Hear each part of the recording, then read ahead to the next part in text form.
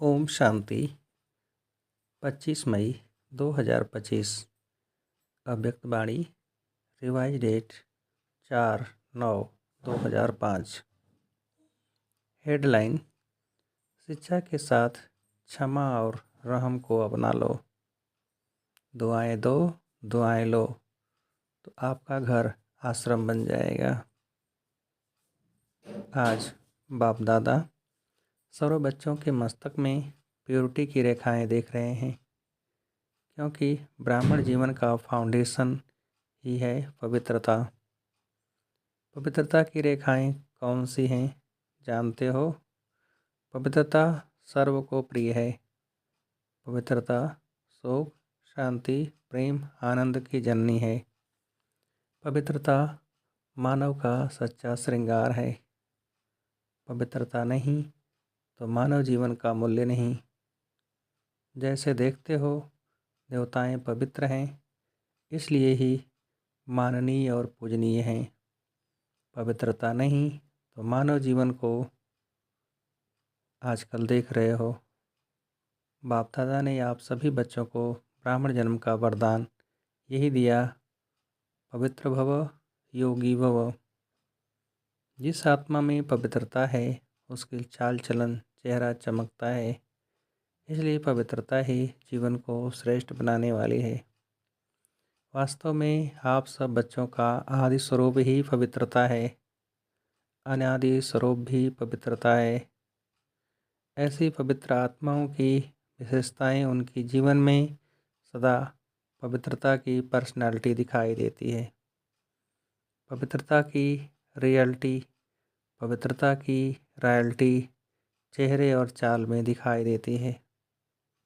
यह रेखाएं जीवन का श्रृंगार हैं। रियलिटी है मैं अनादि आदि स्वरूप। ऐसा स्मृति से समर्थ बन जाता है। रॉयल्टी है स्वयं भी सम्मान में और हर एक को सम्मान देकर चलने वाला। पर्सनैलिटी है सदा संतुष्टता और प्रसन्नता, स्वयं भी संतुष्ट और अन्य को भी संतुष्ट करने वाले। पवित्रता से प्राप्तियां भी बहुत हैं। बाप दादा ने आप सभी बच्चों को क्या क्या प्राप्ति कराई है वह जानते हो ना? कितने खजानों से भरपूर किया है। अगर प्राप्तियों को स्मृति में रखें तो भरपूर हो जाए। सबसे पहला खजाना दिया है ज्ञान का खजाना, जिससे जीवन में रहते दुख अशांति से मुक्त हो जाते।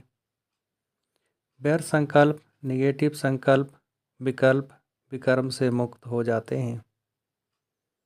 अगर कोई भी व्यर्थ संकल्प व विकल्प आता भी है तो ज्ञान के बल से विजयी बन जाते हैं।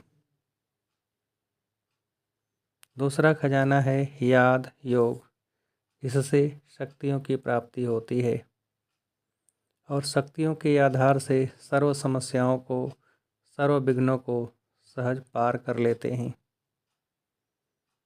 तीसरा खजाना है धारणाओं का, जिससे सर्व गुणों की प्राप्ति होती है। और चौथा खजाना है सेवा का, जिससे सेवा करने से जिसकी सेवा करते हो उसकी दुआएं मिलती हैं, खुशी प्राप्त होती है। इतने खजाने बाप द्वारा सभी बच्चों को प्राप्त होते हैं। बाप सभी को एक जैसे ही खजाने देते हैं, कोई को कम कोई को ज़्यादा नहीं देते हैं। लेकिन लेने वालों में फ़र्क हो जाता है। कोई बच्चे तो खजाने को प्राप्त कर खाते पीते मौज करते और फिर मौज में ख़त्म कर देते हैं, और कोई बच्चे खाते पीते मौज करते जमा भी करते हैं, और कोई बच्चे कार्य में भी लगाते लेकिन बढ़ाते जाते हैं। बढ़ाने की चाबी है खजाने को स्व के प्रति और दूसरों के प्रति यूज करना। जो यूज करता है वो बढ़ाता है। तो अपने आप से पूछो कि यह विशेष खजाने जमा हैं? जमा हैं? क्या कहेंगे? हाँ या थोड़ा थोड़ा? जिसके पास ये खजाने जमा है वो सदा भरपूर रहता है। देखो, कोई भी चीज़ भरपूर रहती है ना तो हलचल नहीं होती है, अगर भरपूर नहीं होती तो हलचल होती है, हिलती है। कोई भी चीज़ को अगर पूरी रीति से भर नहीं दे तो वो हिलती है। और तो यहाँ भी अगर सर्व खजानों से भरपूर नहीं है तो हलचल होती है। सदा यह नशा रहे कि बाप के खजाने मेरा जन्मसिद्ध अधिकार है। बाप ने दिया, आपने लिया, तो सब खजाने किसके हुए? आपके हो गए ना। तो जिसके पास खजाने हैं वह कितना नशे में रहता है। जैसे छोटा सा राजा का लड़का राजकुमार होता है, पता भी नहीं होता कि बाप के पास क्या क्या खजाना है, लेकिन नशा रहता है कि बाप के खजाने मेरे खजाने हैं, और खजाने की खुशी में रहता है। अगर खुशी कम रहती है तो उसका कारण क्या होता है? बाप ने तो खजाने दिए हैं, सुना, लेकिन एक हैं सुनने वाले, दूसरे हैं समाने वाले, और जो समाने वाले हैं वह नशे में रहते हैं। आज नए नए बच्चे भी आए हैं। बाप दादा आप लक्की बच्चों को आप सबके भाग्य की मुबारक दे रहे हैं। अपने भाग्य को पहचाना है। परमात्मा प्यार और विनाशी प्यार जो सिर्फ एक जन्म नहीं चलता, अनेक जन्म सदा ही प्यार कायम रहता है। क्योंकि यह जो समय चल रहा है यह समय भी संगम युग, भाग्यवान युग है। सतयुग को भी भाग्यवान कहते हैं, लेकिन वर्तमान संगम युग का समय उससे भी भाग्यवान है। क्यों? इस संगम युग में ही बाप द्वारा अखंड भाग्य का वरदान वर्षा प्राप्त होता है। तो ऐसे संगम युग में, भाग्यवान समय में आप सभी अपना भाग्य लेने के लिए पहुंच गए हो। बाप दादा बच्चों को बहुत एक सहज पुरुषार्थ की विधि सुनाते हैं। सहज चाहते हो ना, मुश्किल तो नहीं चाहते हो। इन बच्चों को यानी पुरानों को तो भाग्य की सहज विधि मिल गई है, मिली है ना। सबसे सहज, और कुछ भी नहीं करना, सिर्फ एक बात करना। एक बात तो कर सकते हो ना, हाँ करो या ना करो, कहो हाँ जी। तो सबसे सहज विधि है अमृत वेले से लेके सबको जो भी मिले उससे दुआएं लो और दुआएं दो। चाहे क्रोधी भी आवे, लेकिन आप उसको भी दुआएं दो और दुआएं लो। क्योंकि दुआएं तीव्र पुरुषार्थ का बहुत सहज यंत्र हैं। जैसे साइंस में रॉकेट है ना, तो कितना जल्दी कार्य कर लेता है। ऐसे दुआएं देना और दुआएं लेना, यह भी एक बहुत सहज साधन है आगे बढ़ने का। अमृत बेले बाप से सहज याद से दुआएं लो, और सारा दिन दुआएं दो और दुआएं लो। यह कर सकते हो? कर सकते हो तो हाथ उठाओ। कोई बद्दुआ दे तो क्या करेंगे? आपको बार बार तंग करे तो? देखो, आप परमात्मा के बच्चे, दाता के बच्चे, दाता हो ना, मास्टर दाता हो। तो दाता का काम क्या होता है? देना। तो सबसे अच्छी चीज़ है दुआएं देना। कैसा भी व्यक्ति हो, लेकिन है तो आपका भाई बहन। परमात्मा के बच्चे तो भाई बहन हो ना। तो परमात्मा का बच्चा है, मेरा ईश्वरी भाई है, ईश्वरी बहन है, उसको क्या देंगे? बद्दुआ देंगे क्या? बाप कभी बद्दुआ देता है? देगा? देता है? हाँ या ना? हाँ ना करो, बहुत खुश रहेंगे। क्यों? अगर बद्दुआ वाले को भी आप दुआ देंगे, वह दे न दे, लेकिन आप दुआ देंगे तो दुख क्यों होगा? बाप दादा आप आए हुए बच्चों को एक वरदान देता है। वरदान याद रखेंगे तो सदा खुश रहेंगे।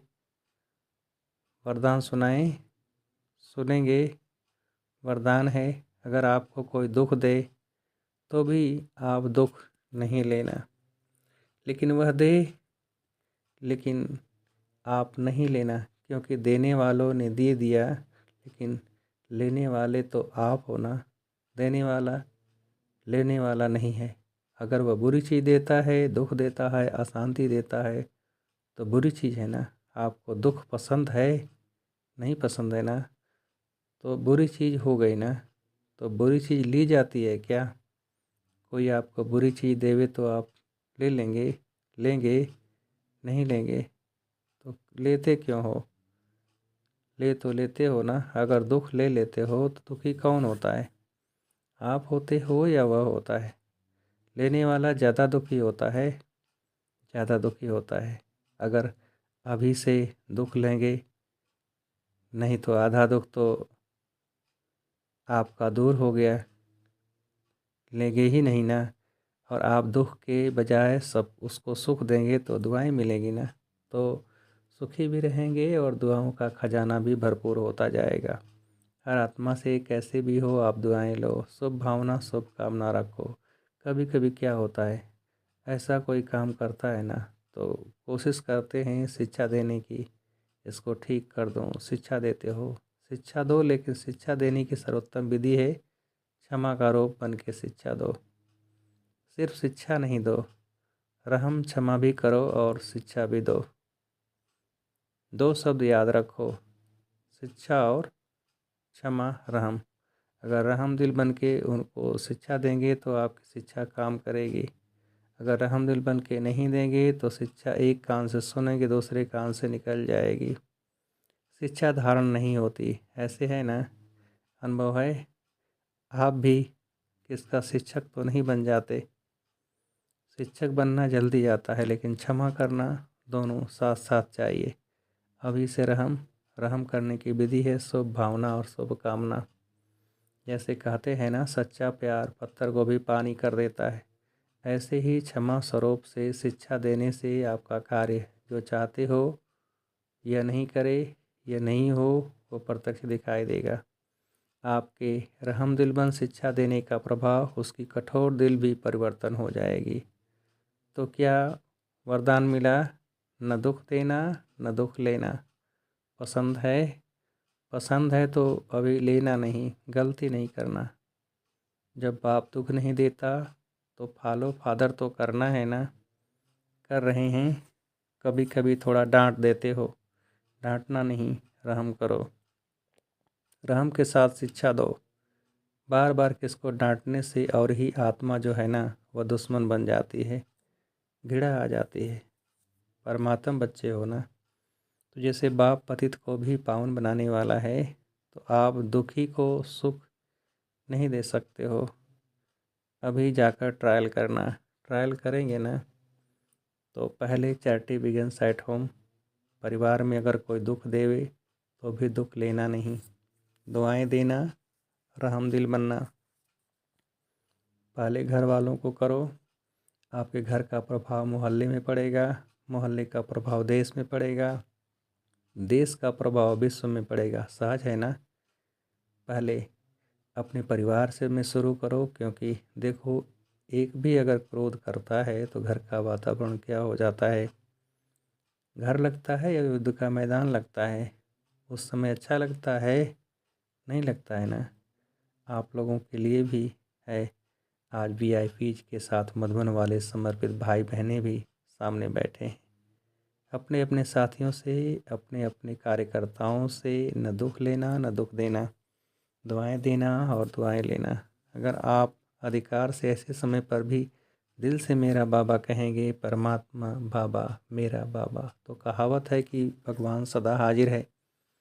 अगर आपने दिल से अधिकार रूप में ऐसे समय पर मेरा बाबा कहा, तो बाप हजूर हाजिर हो जाएगा। क्योंकि बाप किस लिए है? बच्चों के लिए तो है। और अधिकारी बच्चे को बाप सहयोग नहीं दे, यह हो नहीं सकता, असंभव। तो परिवर्तन करके जाना, जैसे आए वैसे नहीं जाना, परिवर्तन करके ही जाना। क्योंकि देखो इतना खर्चा करके आए हो, टिकट तो लगी ना, खर्चा भी किया, समय भी दिया, तो उसकी वैल्यू तो रखेंगे ना। तो वैल्यू है स्व परिवर्तन से अपने घर का परिवर्तन, फिर विश्व का, देश का परिवर्तन। आपका घर आश्रम बन जाए, घर नहीं आश्रम। वैसे शास्त्र भी कहते हैं गृहस्थ आश्रम, लेकिन आज आश्रम नहीं है, आश्रम अलग हैं, घर अलग हैं। तो घर को आश्रम बनाना, दुआएं देना और लेना, यह आश्रम का कार्य है। आपका घर मंदिर बन जाएगा। मंदिर में मूर्ति क्या करती है? दुआएं देती है ना। मूर्ति के आगे जाकर क्या कहते हैं? दुआ दो, मर्सी मर्सी कह के चिल्लाते हैं। तो आपको भी क्या देना है? दुआ। ईश्वरी प्यार दो, आत्मिक प्यार, शरीर का प्यार नहीं, आत्मिक प्यार। आज प्यार है तो स्वार्थ का प्यार है, सच्ची दिल का प्यार नहीं है। स्वार्थ होगा तो प्यार देंगे, स्वार्थ नहीं होगा तो डोंट केयर। तो आप क्या करेंगे? आत्मिक प्यार देना, दुआ देना, दुख न लेना, न दुख देना। देखो आपको चांस मिला है, बाप दादा को भी खुशी है। इतने जो भी सब आए हैं, भारत के करीब 250 VIP रिट्रीट में आए हुए हैं। इतने घर तो आश्रम बनेंगे ना, बनाएंगे ना पक्का, कि थोड़ा थोड़ा कच्चा। जो समझते हैं कुछ भी हो जाए, थोड़ा सहन तो करना पड़ेगा, समाने की शक्ति कार्य में लगानी पड़ेगी। लेकिन सहन शक्ति का फल बड़ा मीठा होता है। सहन करना पड़ता है लेकिन फल बड़ा मीठा होता है। तो जो पक्का वायदा करते हैं घर घर को स्वर्ग बनाएंगे, मंदिर बनाएंगे, आश्रम बनाएंगे, वो हाथ उठाओ। देखा देखी में नहीं उठाना, क्योंकि बाप दादा हिसाब लेगा ना। फिर देख कर नहीं उठाना, सच्चा सच्चा मन का हाथ, मन से हाथ उठाओ। अच्छा दादियाँ, इनको इसकी क्या प्राइज़ देंगे? हाँ बोलो दादी, इतने मंदिर बन जाएंगे तो आप उसको क्या प्राइज़ देंगी? अपने घर वालों को ले आवें। यह तो प्राइज़ नहीं दी, यह तो काम सुना दिया। बाबा जो आज्ञा करेंगे, देखो प्राइज़ तो आपको मिल जाएगी, कोई बड़ी बात नहीं है। लेकिन है, लेकिन बोलें, आप जाने के बाद अपनी धारणा से परिवर्तन करना और 15 दिन के बाद, मास के बाद अपने रिजल्ट लिखना। जो 1 मास पे दुख नहीं लेगा न देगा, उसको बहुत अच्छी प्राइज़ देंगे। अगर आप आएंगे तो मुबारक है, अगर नहीं आ सकेंगे तो भी सेंटर पर भेजेंगे। अच्छा, चारों ओर के देश विदेश के बच्चों की याद बाप दादा को मिली, चाहे फ़ोन द्वारा याद भेजी है, चाहे पत्र द्वारा, चाहे दिल में याद किया है। तो बाप दादा सभी बच्चों को, चाहे भारत के चाहे विदेश के, रिटर्न में दुआएं और याद प्यार पदम गुना दे रहे हैं। चारों ओर के परमात्मा प्यार के अधिकारी बच्चों को, चारों ओर सर्व खजानों से भरपूर, निर्विघ्न, निर्विकल्प, निर्व्यर्थ संकल्प करने वाली श्रेष्ठ आत्माओं को, साथ साथ सर्व परिवर्तन करने और कराने के उमंग उत्साह में उड़ने वाले बच्चों को, साथ साथ बाप दादा को सच्ची दिल का समाचार देने वाले सच्चे दिल वाले बच्चों को विशेष दिलाराम के रूप में, बाप के रूप में, शिक्षक के रूप में, सदगुरु के रूप में पदम गुना याद प्यार और नमस्ते। हम रूहानी बच्चों की रूहानी बाप को नमस्ते। वरदान। भटकती हुई आत्माओं को यथार्थ मंजिल दिखाने वाले चैतन्य लाइट माइट हाउस भव। विस्तार। किसी भी भटकती हुई आत्मा को यथार्थ मंजिल दिखाने के लिए चैतन्य लाइट माइट हाउस बनो। इसके लिए 2 बातें ध्यान पर रहें। पहला, हर आत्मा की चाहना को परखना, जैसे योग्य डॉक्टर उसे कहा जाता है जो नब्ज को जानता है। ऐसे परखने की शक्ति को सदा यूज करना। दूसरा, सदा अपने पास सर्व खजानों का अनुभव कायम रखना। सदा यह लक्ष्य रखना कि सुनाना नहीं है, लेकिन सर्व संबंधों का, सर्व शक्तियों का अनुभव कराना है। स्लोगन। दूसरों की करेक्शन करने के बजाय एक बाप से ठीक कनेक्शन रखो। दूसरों की करेक्शन करने के बजाय एक बाप से ठीक कनेक्शन रखो। अव्यक्त सारे रूहानी रॉयल्टी और प्योरिटी के पर्सनैलिटी धारण करो। अपना निजी स्वरूप व वरदानी स्वरूप सदा स्मृति में रहे तो अपवित्रता और विस्मृति का नाम निशान समाप्त हो जाएगा। विस्मृति व अपवित्रता क्या होती है? अब इसकी अविद्या होनी चाहिए, क्योंकि यह संस्कार व स्वरूप आपका नहीं है, बल्कि आपके पूर्व जन्म का था। अभी आप ब्राह्मण हो, ये तो शूद्रों के संस्कार व स्वरूप हैं। ऐसे अपने से भिन्न अर्थात दूसरे के संस्कार अनुभव होना, इसको कहा जाता है न्यारा और प्यारा। अच्छा, ओम शांति।